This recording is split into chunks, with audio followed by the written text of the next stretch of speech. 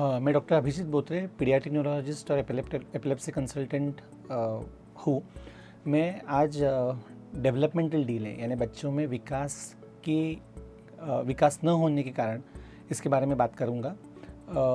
जब बच्चा बॉर्न होता है उसके बाद बच्चे की दो चीज़ें इम्पॉर्टेंट होती है, जिसमें होता है ग्रोथ, जिसमें हम बोलते हैं कि बच्चे का वज़न बढ़ना और अवयव का आकारमान बढ़ना, और दूसरी चीज़ जो बोलते हैं हम डेवलपमेंट।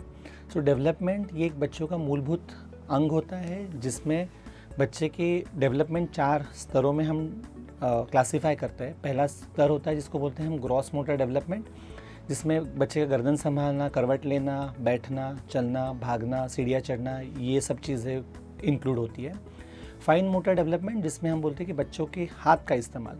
जब बच्चा छोटा होता है बच्चे के हाथ बंद होते हैं, फिर हाथ खुलते हैं, बच्चा हाथ देखने लगता है, फिर हाथों से चीज़ें उठाता है, फिर वो मुंह में डालता है, हाथों से चीज़ें ट्रांसफ़र करता है, एक हाथों से चीज़ें उठाता है, और आगे की चीज़ें जैसे लिखना, खाना, रोटी तोड़ना, ये सब चीज़ें होती है।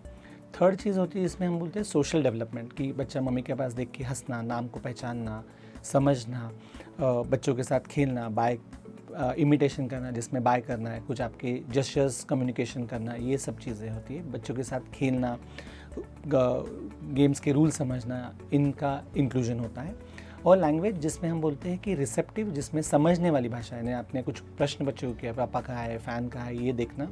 और दूसरी चीज़ है खुद से बात करना, यानी कुछ वर्ड बोलना, जैसे कि पेंसिल, उसके बाद जो चीज़ उनको चाहिए वो, और उसके बाद चीज़ों का वर्णन करना, ये सब चीज़ें होती है।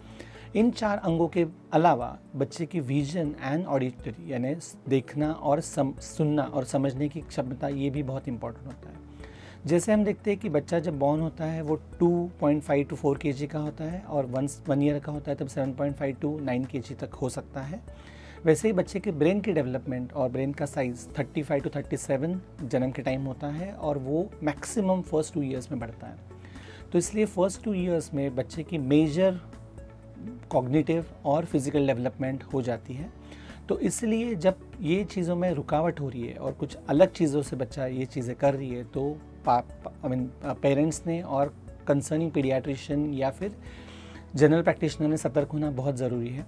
अगर कुछ चीज़ें जिसको हम बोलते हैं रेड फ्लैग, कि 6 महीने तक गर्दन नहीं संभाली, 9 महीने तक बैठा नहीं, बच्चा 1 साल तक बाय नहीं कर रहा है, 1.5 साल तक एक शब्द नहीं बोल रहा है, अगर वैसी चीज़ें नहीं है तो डेफिनेटली आपको अलर्ट होके चीज़ें रजिस्टर करवानी है।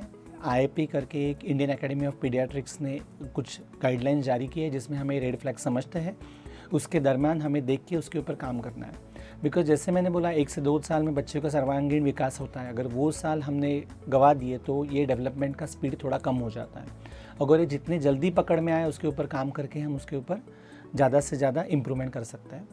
अभी ये क्यों होता है? बहुत बार कभी जो बच्चों प्रीटर्म्स होते हैं, NISO ग्रेजुएट होते हैं, या फिर जन्म के होने के बाद उनको इन्फेक्शन और ये सब चीज़ें हो जाती है, उसके वजह से काफ़ी बच्चों को डेवलपमेंटल डिले हो जाता है।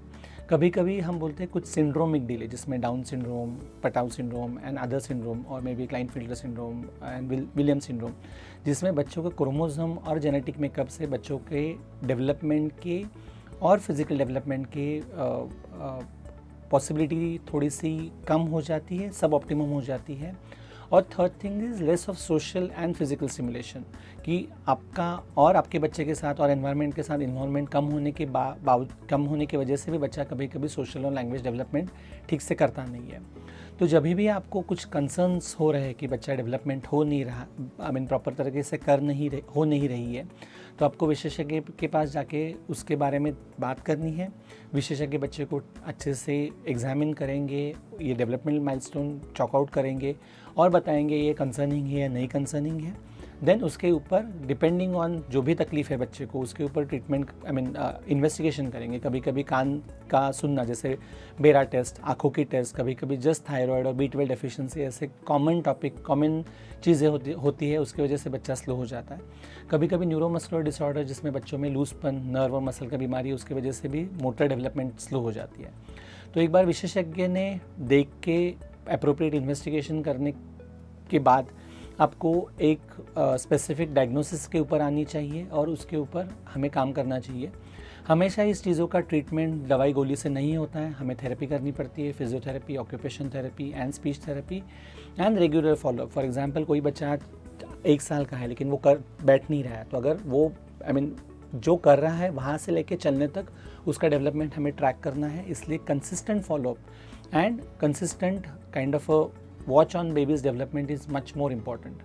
एंड जैसे मैं फिर से एक बार एम्फोसाइज़ करना चाहता हूँ कि ये 1 या 2 या 4 साल तक जो इम्पॉर्टेंट चीज़ है वो टाइम बहुत बच्चे के डेवलपमेंट के लिए क्रूशल होता है। वो अगर आपने यूटिलाइज़ किया तो डेफिनेटली आउटकम बहुत अच्छे दिखते हैं। अगर आपको ये टॉपिक के बारे में कुछ कमेंट्स या क्वेश्चंस है तो आप नीचे दिए हुए नंबर पे कांटेक्ट कर सकते हैं या कमेंट बॉक्स पे कमेंट ड्रॉप कर सकते हैं। Thank you.